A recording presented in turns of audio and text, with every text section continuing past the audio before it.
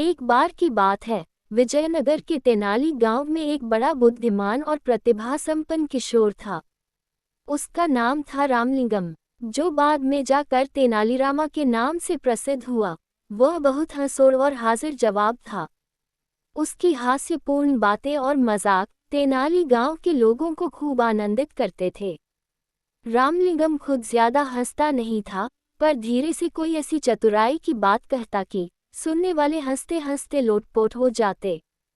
उसकी बातों में छिपा हुआ व्यंग्य और बड़ी सूझबूझ होती, इसलिए वह जिसका मजाक उड़ाता वह शख्स भी द्वेष भूलकर औरों के साथ खिलखिलाकर हंसने लगता था।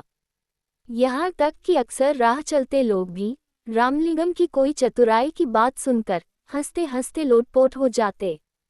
अब तो गांव के लोग कहने लगे थे, बड़ा अद्भुत है यह बालक।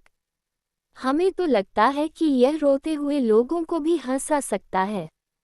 रामलिंगम कहता, पता नहीं रोते हुए लोगों को हंसा सकता हूँ कि नहीं, पर सोते हुए लोगों को जरूर जगा सकता हूँ।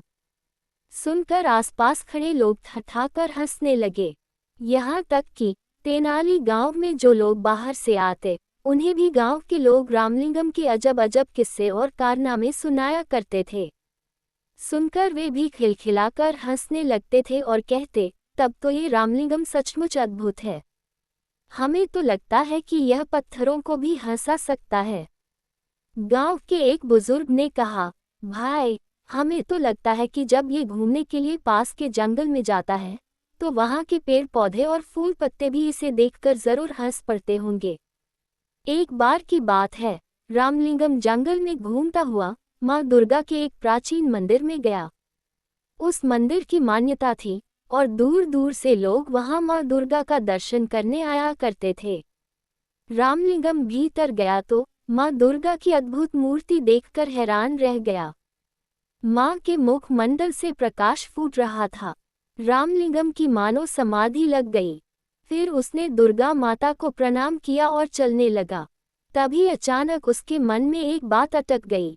माँ दुर्गा के 4 मुख थे, 8 भुजाएं थीं। इसी पर उसका ध्यान गया और अगले ही पल उसकी हंसी छूट गई। देखकर माँ दुर्गा को बड़ा कौतुक हुआ। वे उसी समय मूर्ति से बाहर निकलकर आईं और रामलिंगम के आगे प्रकट हो गईं। बोली, बालक, तू हंसता क्यों है? रामलिंगम माँ दुर्गा को साक्षात सामने देखकर एक पल के लिए तो सहम गया, पर फिर हंसते हुए बोला, क्षमा करें माँ, एक बात याद आ गई, इसीलिए हंस रहा हूँ। कौन सी बात? बता तो भला, माँ दुर्गा ने पूछा। इस पर रामलिंगम ने हंसते हंसते जवाब दिया, माँ, मेरी तो सिर्फ एक ही नाक है, पर जब मुझे जुकाम हो जाता है तो मुझे बड़ी मुसीबत आती है। आपके तो 4 मुख हैं और भुजाएं भी 8 हैं, तो जब जुकाम हो जाता होगा तो आपको और भी ज्यादा मुसीबत लगती होगी ना। रामलिंगम की बात पूरी होने से पहले ही माँ दुर्गा खिलखिलाकर हंस पड़ी। बोली, हट पगले, तू माँ से भी मजाक करता है। फिर हंसते हुए उन्होंने कहा, पर आज मैं समझ गई हूँ कि तुझमें हास्य की बड़ी अनोखी सिद्धि है। अपनी इसी सूझबूझ और हास्य के बल पर तू नाम कमाएगा और बड़े बड़े काम करेगा। पर एक बात याद रख, अपनी इस हास्य वृत्ति का किसी को दुख देने के लिए प्रयोग मत करना। सबको हंसाना और दूसरों की भलाई के काम करना।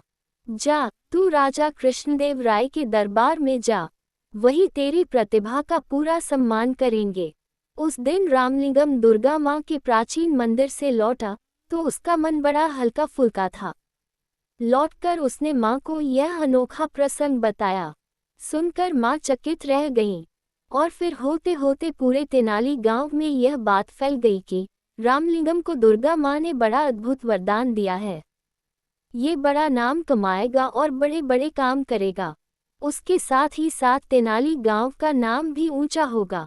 दोस्तों, कहानी अच्छी लगी हो तो इसे लाइक करें, शेयर करें और चैनल को सब्सक्राइब जरूर करें। धन्यवाद।